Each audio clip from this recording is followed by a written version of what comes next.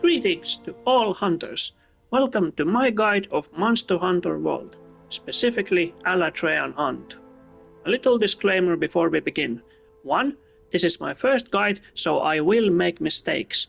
2. I did this guide as an inspiration to new hunters and for those who have difficulties beating him. 3. I try to cover everything from preparations to the fight itself, meaning what items you should bring, food skills, gear, radial menu, and so on. 4. This guide is made for longsword weapon in mind. Now, with this out of the way, let's begin the preparations. For this hunt, you want to bring healing items, including a steroid jerky. If you have, grab an item called Wetfish Plus. This allows you to sharpen your weapon with only one cycle. You can get it from a master rank event quest called A Fish to Whet Your Appetite. Super easy to do. Next is setting up Radiant Wheel and Item Bar. To set up Item Bar, go to Options, Item Pouch, and press triangle to access Item Bar. Here you want to rearrange your items so that you have easy way to get your healing items fast. Note that the first item that will light up will be the item you will see on your item bar when entering quests, so keep that in mind. In this example, it would be the mantle. After you are done, go ahead and save it in the loadout menu.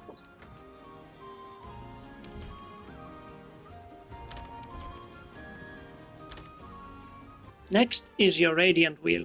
You can open it from Options and go into Radial menu and Quest Settings. Select the shortcut you want and then add from the crafting list healing items you want to craft, like Dusts of Life and Max Potions. Just remember that you need to save this in your item loadout, otherwise it won't appear when you go on a hunt.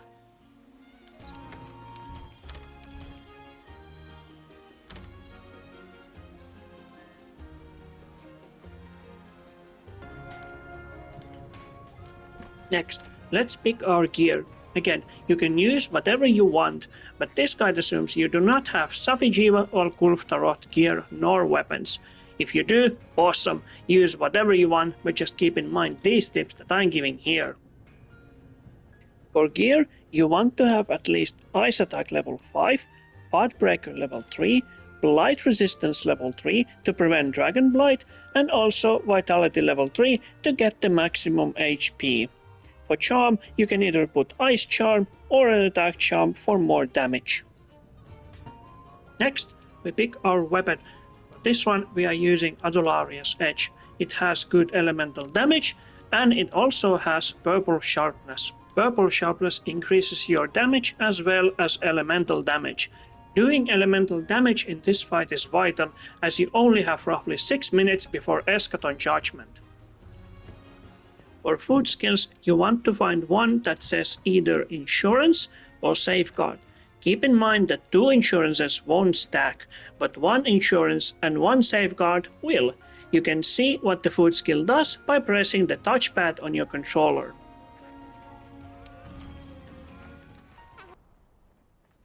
Finally, it's time to start the hunt.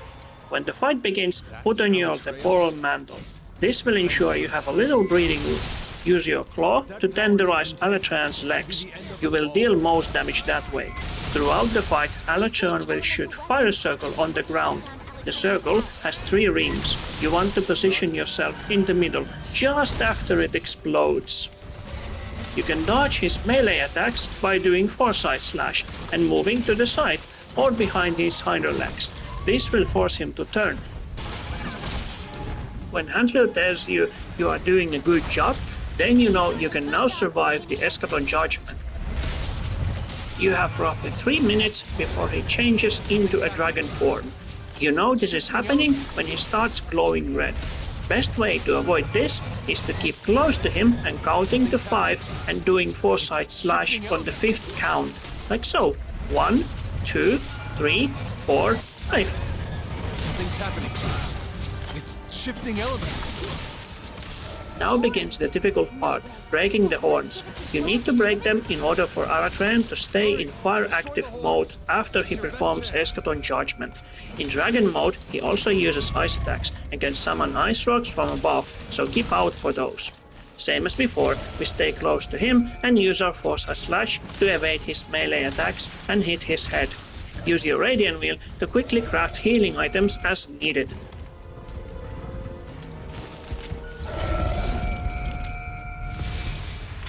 The horns are broken. It doesn't look like it can shift to ice active mode. When the Eschaton Judgment begins, make sure you are fully healed. Then select your Astera Jerky and wait. Just as your health drops to half, eat. This will heal all of your red portion of the damage.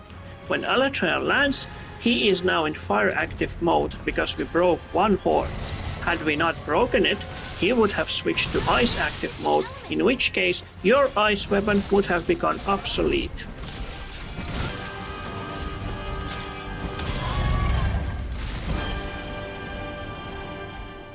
When you faint, eat Ancient Potion to refill HP and stamina to max. This is much faster than eating at the table, then restocking. This is all to save time. You don't want to lose time because of the Eschaton Judgment. The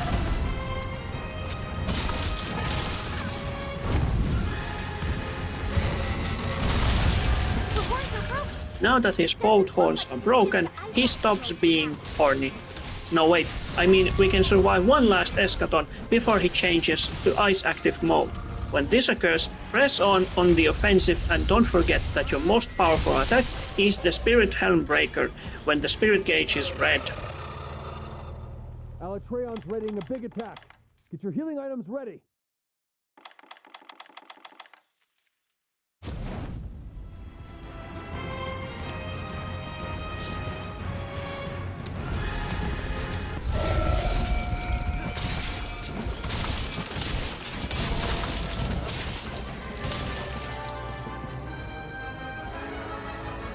Wow, you did it!